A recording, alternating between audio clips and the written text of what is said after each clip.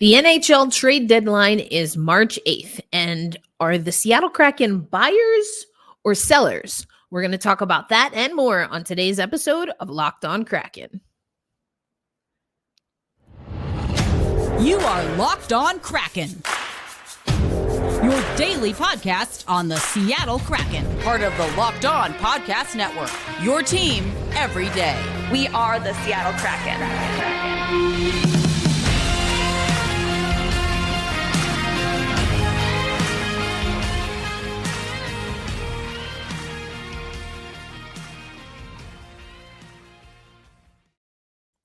Hey, what do you say, Seattle hockey fans? Welcome to another episode of Locked On Kraken. We are part of the Locked On Podcast Network, where we bring you your favorite team every single day. We are the only daily Seattle Kraken podcast. So make sure, if you're not already, that you're subscribed on YouTube, that you set the notifications, and that you follow us at Locked On Kraken on Twitter. Today's episode of Locked On Kraken brought to you by our friends at Game Time. Download the Game Time app, use promo code Locked On NHL right there, and you'll get $20 off your first purchase. Game Time is a great way for you to find the best deals on some of the best events in your city. Are the Seattle Kraken buyers or sellers? And I want to talk about that. If we're meeting for the first time, my name is Erica L. Ayala, the host here of Locked On Kraken, as well as the founder of Black Rosie Media, where we seek to empower Black women and melanated creators in sports media.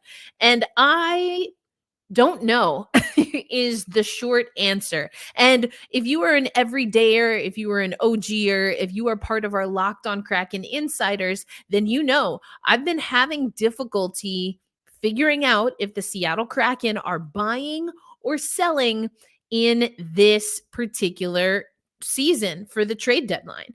The trade deadline is March 8th.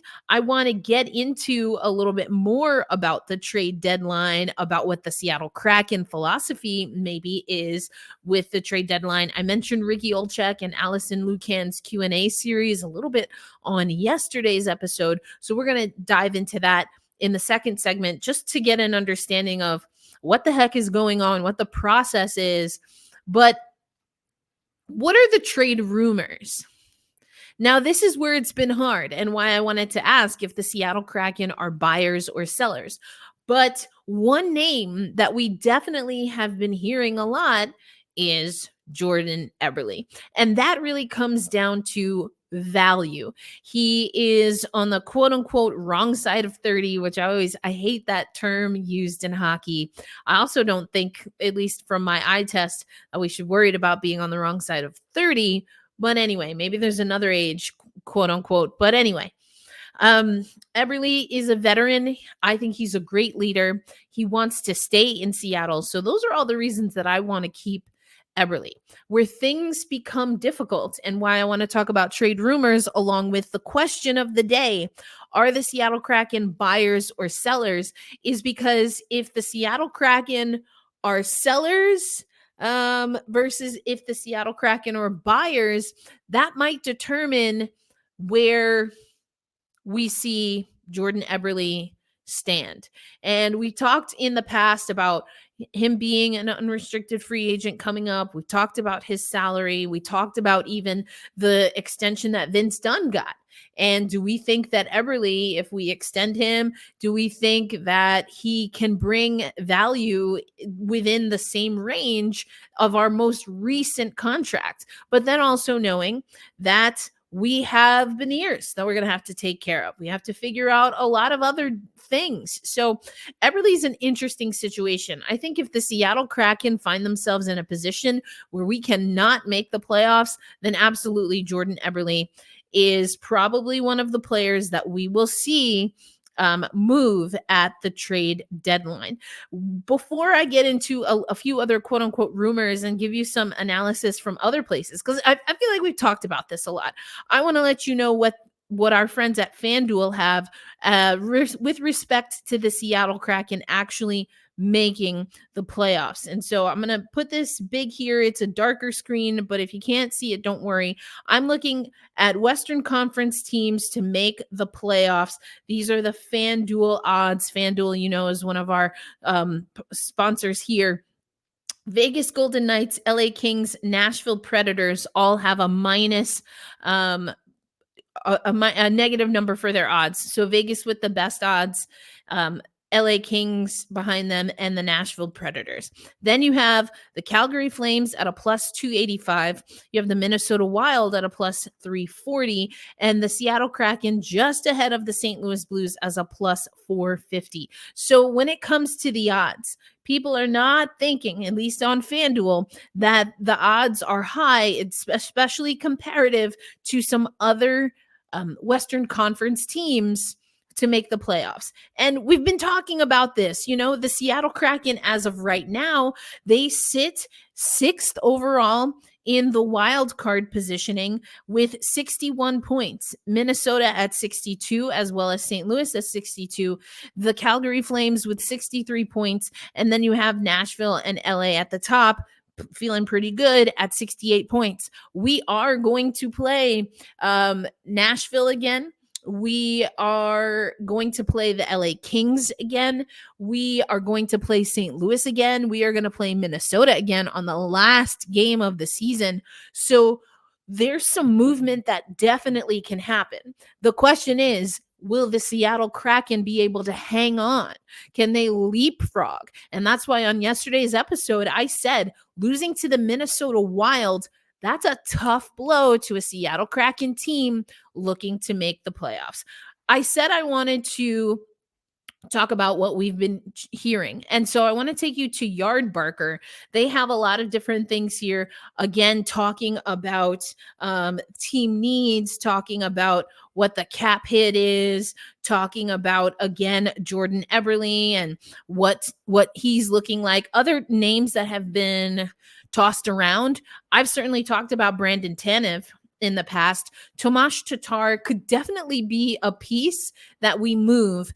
And I think for me, it depends on what we think we can get as far as value, but also what we think as we can get from Tomas Tatar as far as value for our team moving forward, given some changes that I'm assuming the Seattle Kraken are going to be making, if not at this trade deadline, I hope in free agency. But I've been saying that for a few years now.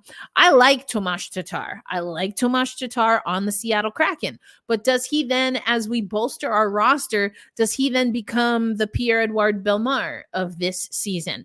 Pierre-Edouard Bellemare, PEB, I think he had a great role early on. Him getting hurt at a really inopportune time in the season, and then even knowing that, assuming that he gives at least as much as he was giving early in the season, that's really not what we need right now. So that's a tough situation for Pierre-Edouard Bellemare to be in right now. And that kind of brings me to some other people that I've been talking about. Alex Wennberg. I've been talking about Alex Wennberg since training camp. And I had a really interesting conversation with some people who cover the Seattle Kraken. And it was the first time that I kind of really heard an argument that just when he doesn't fit maybe for the long-term vision of the Seattle Kraken. I have not been able to, I have been unable to unhear that. That's a double negative. But ever since hearing it, it's been in my mind. That's a better way of saying it. Ever since I heard it, it's been on my mind. I think Wennberg's a nice guy. There was that whole drama that we had to talk about in the off season. That being said, and I was starting to agree with what this person was saying. I started to look a little bit more keenly on what this person was saying. And it's tough because I like what Wennberg can give you as far as a net front presence. I think he's the most comfortable when it comes to tipping in shots. He when he's there, he can be effective. But are we getting enough? Are we getting enough of what we need from Alex Wenberg? So I honestly do think that moving Wenberg could be something that we see. Alex Wenberg played 58 games for the Seattle Kraken up to this point in the season. He's got 8 goals, 15 assists.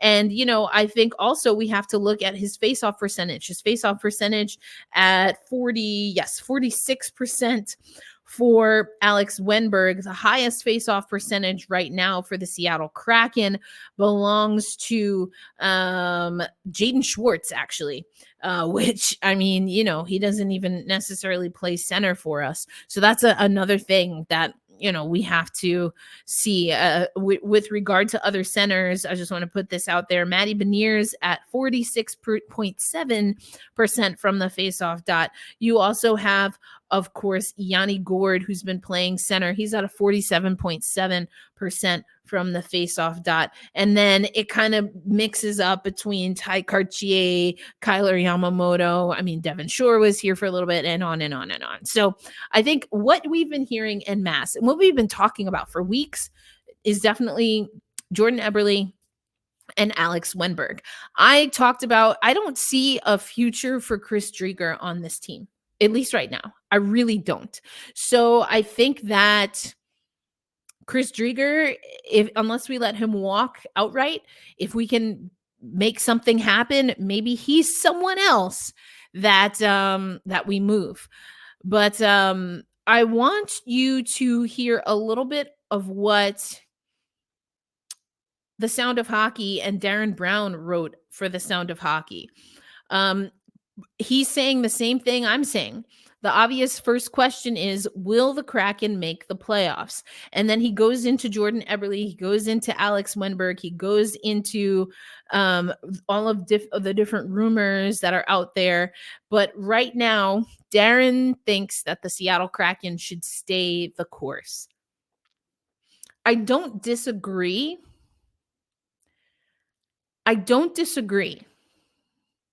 And I still think we have to make some decisions by the trade deadline, because even if we stay the course, even if we're on course to make the playoffs with the roster we have now, you have to think about how to advance when you get to the playoffs, because I do think the bar has been set to get one game away from the Western Conference final. And if the Seattle Kraken can't do that, is it a quote unquote failure of a season? No, I don't get into that. That's no. That being said, it is a season that we have to question. And I've been talking about this for a while, folks. Let me just adjust a setting here real quick. That should be a little better. I've been saying this for a while, folks. The start of the Seattle Kraken season wasn't great, and some of it was preventable. So if we're going to move forward, if we're not going to make many changes, if we're going to stay the course, and you should read the full article by Darren over at the Sound of Hockey. If we're going to stay the course, that to me still means we have to make some decisions at the deadline, which could include prospects. And so coming up later on this episode of Locked On Kraken, we're going to talk about some of the top prospects and the positions that they play, and if there is some room perhaps for them to move up the pipeline. I'm also going to take you to Allison Lucan's article so we can just anchor ourselves in a conversation of what exactly is happening around this time of year. That's all coming up on today's episode of Locked On Kraken. As I mentioned at the top of the show, today's episode brought to you by our friends at Game Time. And I tell you all the time, I love using Game Time when I'm on the road. Whether I think I have time for some extracurriculars outside of whatever my assignment is or not, I always take a look at Game Time, because when I want to catch up with family or friends that I'm not seeing for a while, I have to be very specific with how I use my time, knowing that, you got to make schedules work, and I'm usually in town for sports, and going to Game Time allows me to take a look at last minute deals, but get the lowest price. You don't have to worry about buying tickets when you are looking to score tickets for the next big event. Game Time is a fast and easy way to buy tickets for sports, but also music, comedy, and other theater events. I told you about the last minute tickets. There are flash deals, there are zone deals, and then there's the Game Time guarantee. If you find a ticket for a better price at the same event, same section, same row, and a better price than Game Time, you get 110% of your purchase back. So take the guesswork out of buying tickets and use Game Time. Download the Game Time app, create an account, and use promo code Locked On for $20 off your first purchase. Terms apply, but again, that's head over to the Game Time app, use promo code LOCKEDON for $20 off. Download Game Time today. Last minute tickets, lowest price guaranteed. I already talked about the FanDuel odds for the Seattle Kraken to make the playoffs. And so you know our friends at FanDuel want to get you ready for this mad push in spring. But there's also a few other spring classics happening, and that's usually surrounding basketball, women's basketball, men's basketball, NBA, all joining the NHL in a mad dash to the end of the regular season, or for some of those other sports, the NCAA tournaments. So get buckets with your first bet on FanDuel, America's #1 sportsbook. Right now, new customers will get $150 in bonus bets with any winning $5 bet. You can use quick bets. You can use same-day parlays, exclusive props, future bets, and so much more. Visit FanDuel.com/locked-on and shoot your shot. FanDuel, the official sportsbook partner of the National Basketball Association. Thanks as always, Seattle hockey fans, for making Locked On Kraken a part of your daily destination. I want to remind you that we here at the Locked On Podcast Network have launched the first ever national sports 24 streaming channel on YouTube, and it's also available on the Amazon Fire TV channels app. Locked On Sports Today is here for your 24/7 coverage of the top stories with today's local experts coming from the Locked On Network. Find Locked On Sports Today now available for free on Fire TV channels app.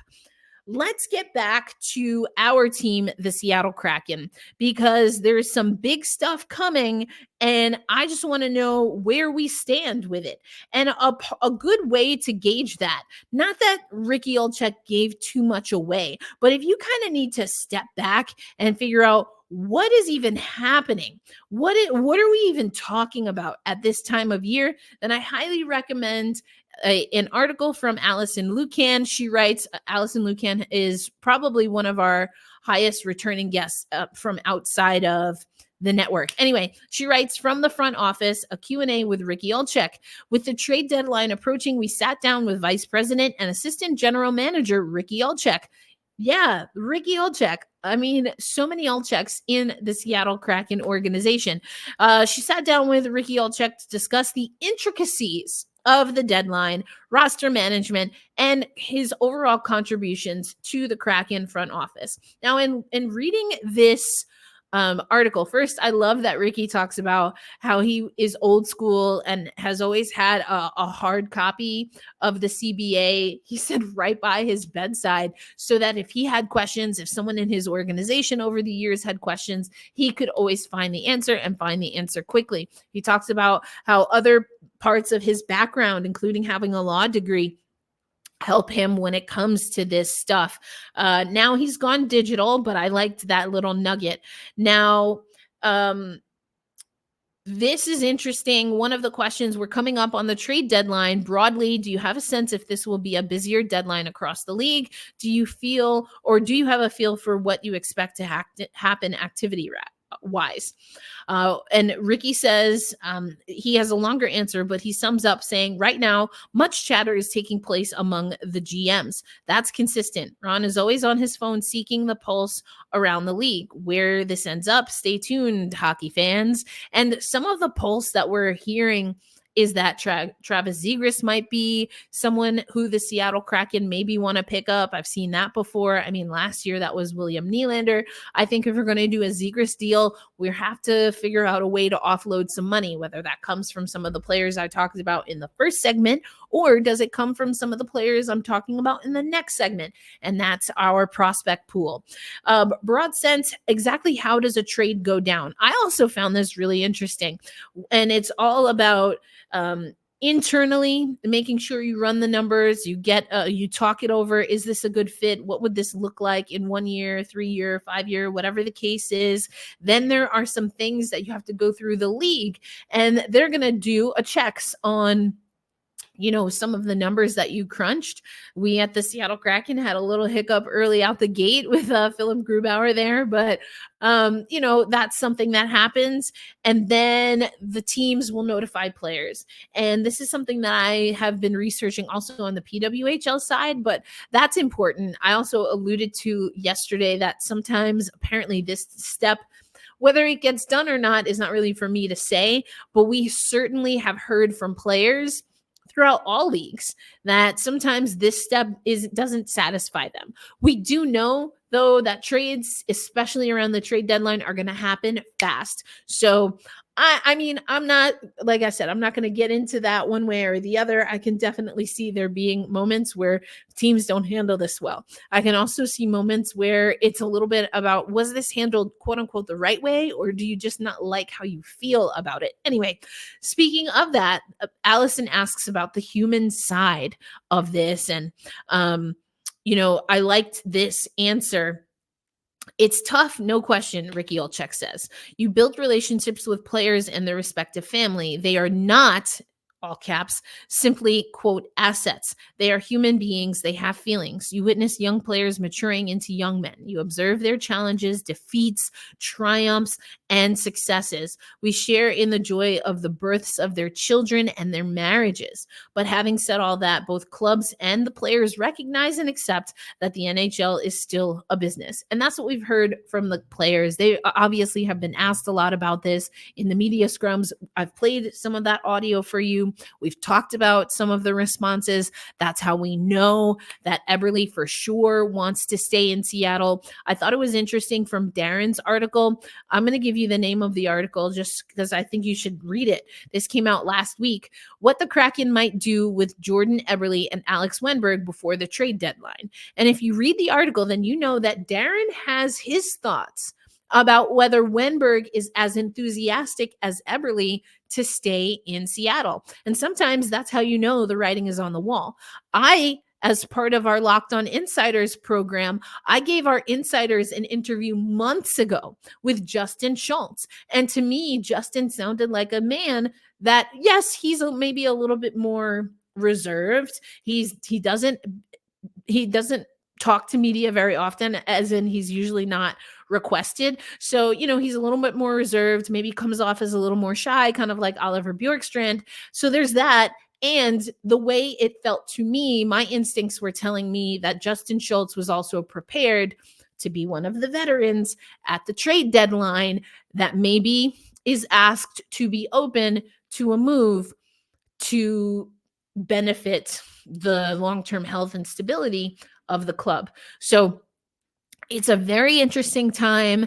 I'm going to talk about some prospects coming up, but you're going to hear me talk about Wennberg, especially Schultz, and maybe even Eberle, because there are just some things that we have to take into consideration when it comes to our pipeline and what we have available, and if people can move up versus maybe do we need to utilize some of these assets differently and make them part of a trade package to find someone who's NHL ready right now. But I think that goes back to our question of the day. Are the Seattle Kraken going to be buyers or are they going to be sellers when it comes to this particular trade deadline? So we're going to talk about all that and more on the final segment of this episode of Locked On Kraken.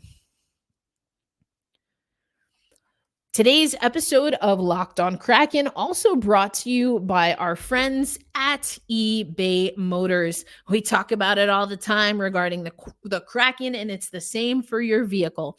Passion, drive, and patience, that's what brings home the winning trophy. It's also, like I said, what keeps your ride or die alive.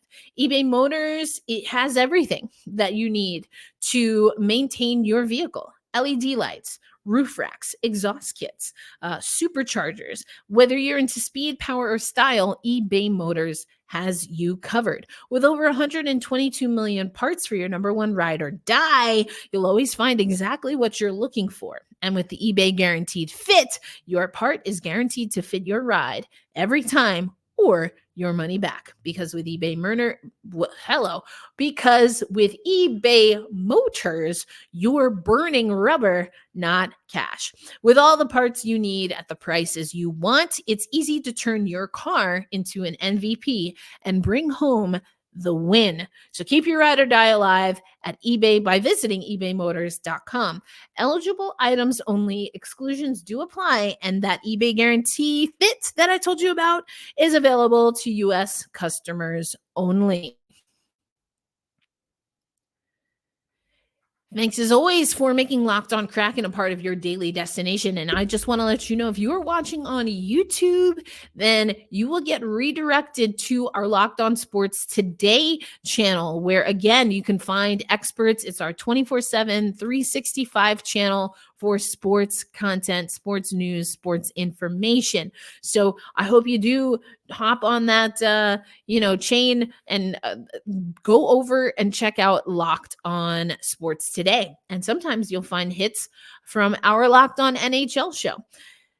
We're going to close out. The sun is so bright today. So for those watching on YouTube, I'm trying to adjust the camera here. Anyway, we are going to close by talking about some prospects. And I got my handy dandy notebook. I took a look at an article from The Athletic, and then these have been a lot of these guys. We're going to talk about the top 7 prospects. These have been the prospects that we've been talking about for, a year and a half, for some of them more. And so who are the top prospects in the Seattle Kraken pipeline? I think we all know who comes in at number 1, and that's the one and only Shane Wright. Now, he is the only prospect on this list currently, I should say, on the Coachella Valley roster, Coachella Valley Firebirds roster, that is. And right now, Shane Wright, in 43 games played, has 18 goals, 14 assists for 32 points overall. He's just a scotch under a point per game for the Firebirds. Talked about this a few weeks ago, but he did suffer an injury that derailed a little bit of progress as of late. But Shane Wright, for me, we did see him a little bit when we had some of those injuries. For Shane Wright, we have to look at who's ahead of him, aka who is in the NHL at the center position. And so, of course, Wenberg is right there. That's someone we've been talking about. There isn't really a true center for the fourth line right now. Pierre-Edouard Bellemare, it's starting to look like the writing's on the wall right there. You see that Ty Cartier, who's played center all the way up through juniors, and then also Kyler Yamamoto are filling in that role. But would we be better suited sooner rather than later to have Shane Wright in that position and maybe offload someone like Pierre-Edouard Bellemare? I think the writing's kind of on the wall there, unless we want to go for a bigger name at center. So that's going to be interesting to see what we do there. But Shane Wright is our number 1 pick. Again, he's the only pick on this list as of now who is playing in the AHL. Then you have Carson Reinkampf, who is playing in the OHL. In 50 games played, he has 47 goals, 37 assists for 84 points overall. He's first in the OHL in goals. He's third in the OHL in the entire league in points. So now he plays center and left wing. So another option who also gives us a little bit of versatility. I don't think we're going to get Shane Wright necessarily moving out to the wing. So Reinkampf at the second overall prospect, very interesting and intriguing. And my take on the Seattle Kraken is that they like a little bit of a utility player. And so does that mean that Shane Wright, perhaps, if we do have an open center spot, does that maybe mean that he stays in the quote unquote AHL oven just a scotch longer? I'm curious to see what happens there.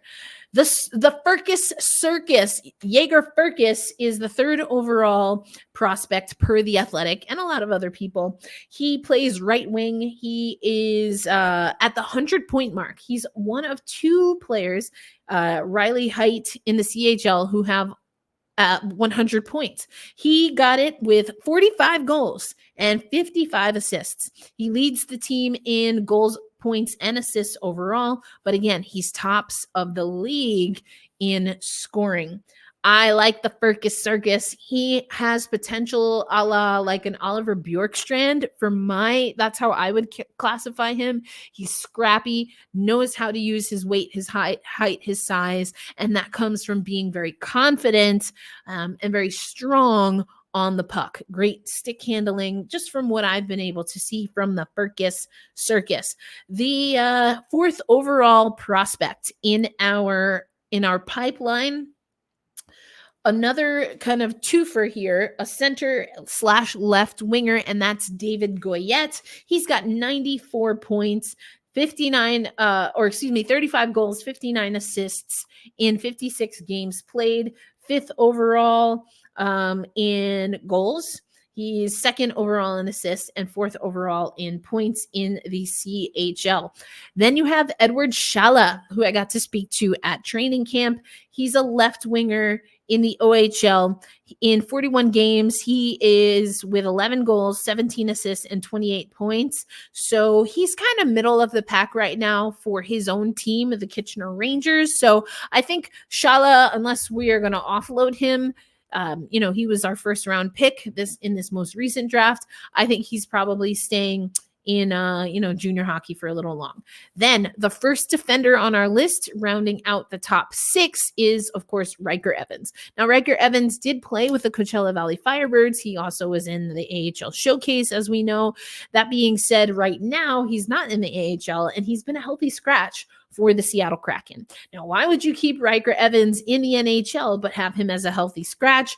As we come down to the wire, I do think some of it is that the Seattle Kraken haven't been healthy. I do wonder, though, if some of it has been what we've been talking about for weeks, and why I wanted to talk to Justin Schultz at training camp is the Seattle Kraken keeping him with the big club, if you will, so that he's getting practice. He's learning the systems, and that perhaps he can hop in seamlessly. Now, Evans is a left-handed D.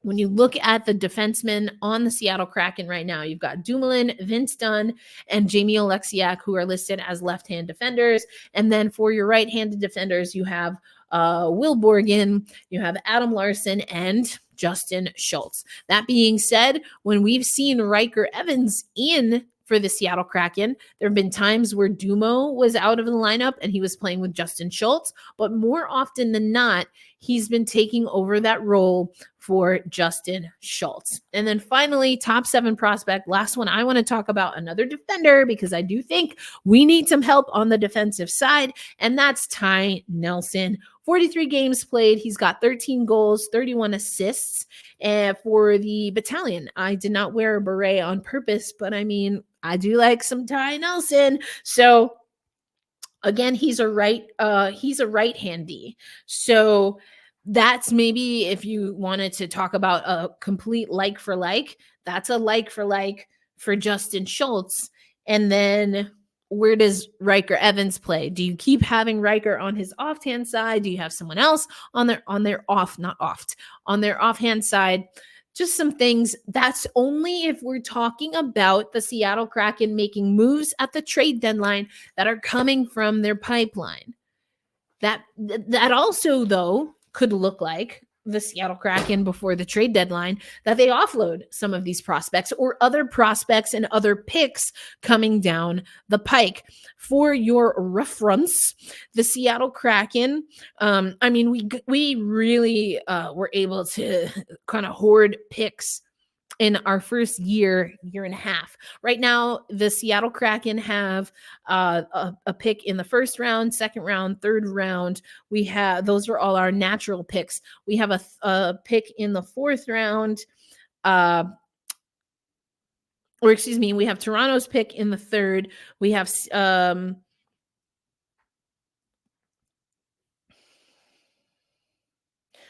so the Seattle Kraken in 2024, we have our natural picks are 1, 2, 3, 4, 5, 6. We have 6 natural picks in the 2024 draft. We also have Toronto's third round pick and Calgary's 7th round pick. In 2025, we have our natural picks in rounds 1 through 7.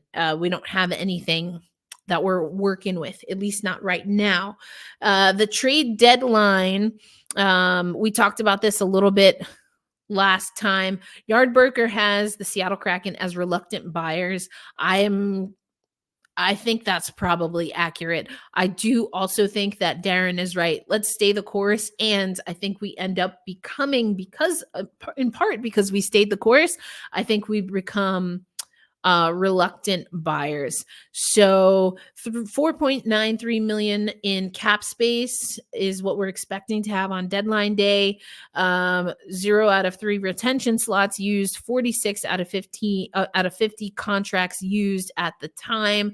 That's all per cap friendly. So are we buyers? Are we sellers? Do we even know? I certainly don't.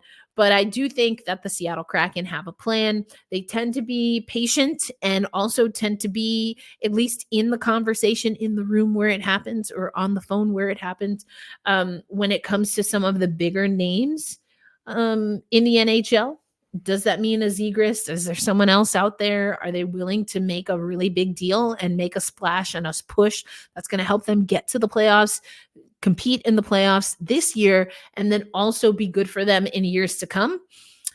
I guess we got to wait. March 8th is the trade deadline. I think if the Seattle Kraken aren't aggressive now, which I'm not thinking that they are going to be, I think then we have to have a big off season. That's our show, folks. We packed in a lot, but as always, be kind to yourselves, be kind to one another, hold fast, stay true. And as I always say, let's go Kraken. Peace.